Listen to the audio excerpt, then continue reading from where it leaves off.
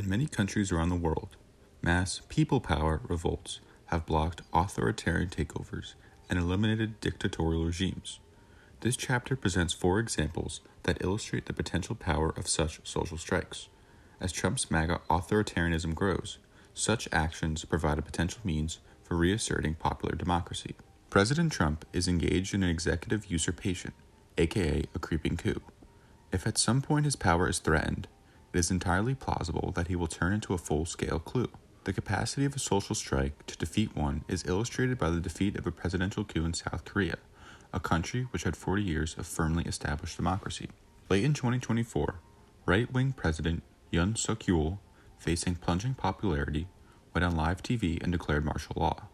Yoon alleged that the Democratic Party, which had a majority in the National Assembly, was conducting anti-state activities and collaborating with North Korean communists to destroy South Korea. His martial law order prohibited political activities, including gatherings of the National Assembly and local legislators, and suspended freedom of the press. Yoon reportedly ordered the arrest of various political opponents, including the leaders of the Democratic Party and his own People's Power Party. Soldiers appeared at the parliament and attempted to arrest MPs. Workers, students, and ordinary people flooded the streets and rushed to parliament, where they faced martial law troops and broke through the military blockade. The Korean Confederation of Trade Unions and the Korean Public Service and Transport Workers Union declared a general strike. A series of strike rallies called for Yoon's resignation and, beyond Yoon, union demands of just working conditions and public policies to ensure quality public services for all Koreans. Railroad workers, subway workers, metal workers, and other trade unionists announced they would join the strike. After the military blockade of Parliament was broken, the National Assembly was able to vote and blocked the martial law order 190-0. After 6 hours, faced with near universal condemnation, President Yoon rescinded the martial law order. A statement by the Korean Confederation of Trade Unions said, "Our citizens, armed with nothing but conviction, rushed to Parliament and stood against the martial law troops. Through sheer determination, they broke through the blockade, enabling Parliament to lift the martial law. Once again, it was our citizens who protected democracy." When Yoon refused to step down and his party refused to allow him to be impeached, hundreds of thousands of Koreans continued to demonstrate daily for a week. As 200,000 people marched outside, the parliament finally voted to impeach him. The crowd erupted in celebration as the result was announced. Young South Koreans danced, sang, exchanged hugs, and waved K-pop light sticks, which had quickly become a symbol of resistance. Yoon was immediately suspended. This was followed by a half year of turmoil in which Yoon was eventually impeached, and the opposition was voted into office. Trump has already sent the Marines into Los Angeles and sent the National Guard to occupy Washington, D.C. His minions have arrested senators, representatives, judges, and mayors. It would be entirely in character with his long-standing behavior to discover a trumped-up conspiracy and use it as a pretext for seizing still more power. Defeating such a coup might require, and might call forth, the kind of social strike that restored democracy to South Korea. After the 2020 election, President Trump attempted to retain the presidency by trying to falsify the results. Fortunately, the forces defending democracy were powerful enough to defeat his effort. The defeat of dictatorship in Serbia in 2000 illustrates how a social strike could be used to protect an election and thereby terminate an autocracy. In 1988, despite the circumvention of electoral laws, repression of universities, restriction of media, and ethnic cleansing, Serbia under Slobodan Milosevic was still holding elections of a sort. An activist group called Otpor formed around the goal of driving Milosevic from power. It initiated hundreds of small actions of resistance around the country to counter pervasive fear of the regime. Its plan was that activists would compel the regime to call elections. They would create massive turnout for a united opposition candidate. They would join other non-governmental organizations in carefully monitoring election results so they could document their victory, and they would use mass non-compliance, leading up to a general strike, if and when Milosevic refused to step down. In 2000, Otpor pushed 18 of Serbia's squabbling opposition parties to form a coalition to support a unity candidate, promising to deliver 500,000 votes to the unity candidate, but threatening to put 100,000 protesters at the door of any politician who betrayed the coalition. As elections approached, the regime called Otpor an illegal terrorist organization.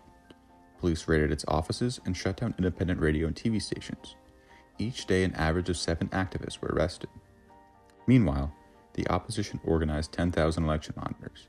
After the election, they announced exit polls showing Milosevic had been defeated by a 50% to 35% margin. Instead of accepting the results, Milosevic refused to leave office and demanded a runoff election. Otpor announced a deadline for Milosevic to concede, and 200,000 people demonstrated in Belgrade. The opposition called on the population throughout the country to perform any acts of civil disobedience they have at their disposal. Miners struck. TV and radio stations opened their airways to opposition voices. As the deadline approached, cars and trucks filled the highways heading toward Belgrade. Police put up roadblocks and were issued orders to shoot, but seeing the size of the convoys, they abandoned their barricades. 500,000 people gathered in Belgrade. Police fired tear gas, but when the crowd stood its ground, riot police began running away or joining the crowd. The opposition candidate declared victory, and Milosevic accepted his defeat. Dictators often use fraudulent elections to establish or maintain their power. The means to do so range from denial of voting rights, to arresting or disqualifying opposition candidates, to trumped-up conspiracies, to armed terrorism. A classic case was the election called in 1986 by Philippines dictator Ferdinand Marcos and his defeat by revolt of almost the whole of Filipino society. After the 1983 assassination of opposition leader Benigno Aquino, Philippine dictator Ferdinand Marcos met growing protests. Marcos called a presidential election for February 1986. Aquino's widow, Corazon Aquino, was backed by all major opposition parties. Marcos' campaign included vote buying and the murder of more than 70 opposition workers. On election day, casting of fake ballots and falsification of returns were widely witnessed. Marcos claimed victory, but Mrs. Aquino met with opposition leaders and proposed a long, non-violent campaign of what she dubbed People Power. Top military officers resigned, withdrew support from Marcos, recognized Aquino as the legitimate winner, and fled to military camps in Manila.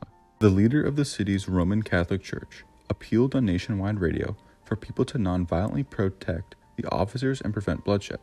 By midnight, 50,000 people surrounded the camps. 2 days later, it was more than 1 million. Marcos ordered tanks and armored transports to attack. Nuns knelt in front of the tanks, and priests climbed on them and led 1 million protesters, plus soldiers, in prayer. The troops turned back. The next day, Marcos ordered another assault, but the commanding officer ordered his troops to return to their base. The military rebels announced that 90% of the armed forces had defected. Large crowds took over the government television station.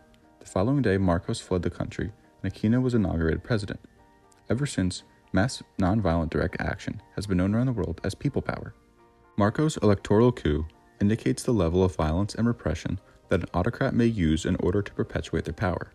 His opponent's mobilization of people power shows the possibility of overcoming even such massive repression. Social strikes may be triggered when those in power act in ways that outrage the people and violate widely shared norms. Consider the 2019 people's impeachment of the governor of Puerto Rico. On July 13, 2019, a Puerto Rican public interest group, Center for Investigative Journalism, released more than 800 pages of online chats between Governor Ricardo Rossello and 11 of his closest cronies. The chat group members attacked and belittled disabled people, fat people, gay people, including Puerto Rican actor, writer, and pop star Ricky Martin. They made jokes about those who had died from Hurricane Maria, and they revealed corruption and toleration of corruption.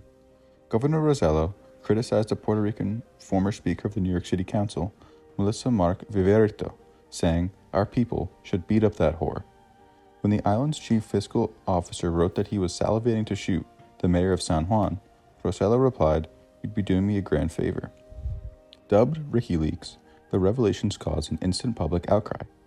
Almost immediately, Puerto Ricans began protesting outside the governor's mansion, calling for Rossello to resign. Ricky Renuncia became an instant hashtag and slogan. Protesters were described as including unionists, students, socialist groups, unemployed youth, rainbow flag-waving queer and transgender folks, people with disabilities, and elders. Also spotlighted at marches were a committed group of radical feminists, Colectiva Feminista en Construcción, who had long been campaigning for Rossello to acknowledge that there was a crisis of violence against women in Puerto Rico. For 3 days, the crowd swelled. They were overwhelmingly peaceful, but a few plastic bottles and other objects were thrown at the police, possibly by agents provocateurs. Eventually, police began arresting protesters and attacking them with tear gas and rubber bullets. That further incited popular outrage. Major newspapers and leading political figures from all parties joined the call for the governor's resignation.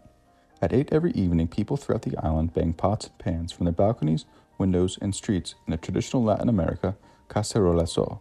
The day after the first massive Monday march, 3 women went to the Department of Motor Vehicles office in the municipality of San Juan and removed the governor's portrait from the wall in protest, setting off a series of copycat takedowns in other governmental offices around the island.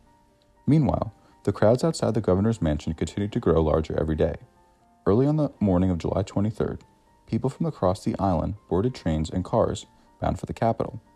Schools shut down, San Juan's largest mall shut down, and banks stayed closed in what was widely referred to as a general strike. A march shut down miles of the Las Americas highway. Protesters at the governor's mansion performed mass yoga and read aloud the 889 pages of chats. Eventually, an estimated 500,000 people demonstrated for the governor's ouster. 1/3 of the entire population of Puerto Rico participated in the movement. Facing what appeared a nonviolent insurrection of virtually the entire Puerto Rican people and a threat of impeachment by the legislator, just before midnight, Rossello posted a resignation message on Facebook. Celebrations across San Juan lasted all night. Rossello was deposed as governor less than 2 weeks after the WikiLeaks became public. These events became known as the People's Impeachment. These examples illustrate the possibility of using social strikes to defeat authoritarian regimes and outrageous behavior by those in power.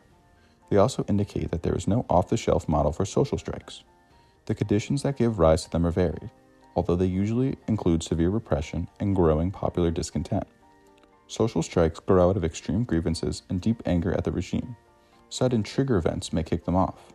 While preparation can be helpful, sensitivity to the state of current popular feeling is also crucial.